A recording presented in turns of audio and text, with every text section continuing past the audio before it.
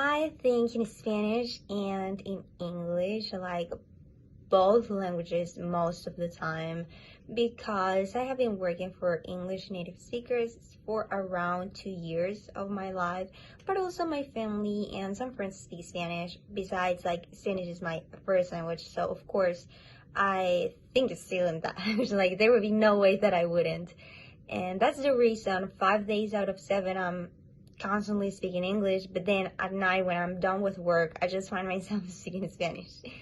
And the next question is about like my dreams. They are mostly Spanish. I haven't gotten to that level when it's only English. I'm not that pro, but it changes. For example, the last time that I went on a trip with you, I remember that we were like talking English, 24/7 for like 4 days in a row.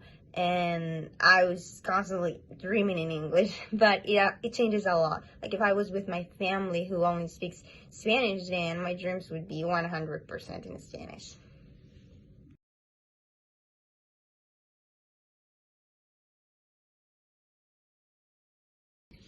It doesn't really affect it, but maybe it could be like emotionally, because there have been times when I have gotten really frustrated because there were things that I wanted to tell you, but I just didn't know how because I couldn't find the words. And it was because I didn't even know the words. Like, I'm able to communicate in English, but still, there are lots of things that I just don't know, a lot of words that I haven't learned yet. And it's always me because you don't really speak Spanish, right? And I'm the one who is trying to talk to this person that is an English native speaker. So it's mostly me being like, oh my goodness, how do I say this? Oh, and like sometimes I would use Google, use a dictionary or something, or like use my hands to describe things. But it has never really gotten really, really bad. And before, I didn't really have concerns that would make me be so worried that maybe we would break up or something, because I was very confident that, like, about us and that you liked me. I was more worried that you would find someone that was funnier, that was gonna be prettier, more interesting, but never about like the language. That was the last thing I would think of back then.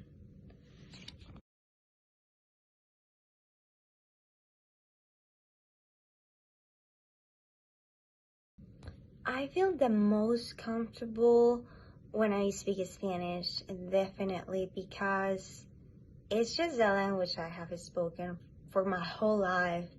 And it's so easy, like I find the words so quick, and I don't need to use a dictionary, Google Translator, ask somebody for the definition. It's just like me expressing what I feel and like what I think that comes from my heart. And I think that's beautiful. Even though I am fluent in both languages, Spanish will always be like my language, and I love it.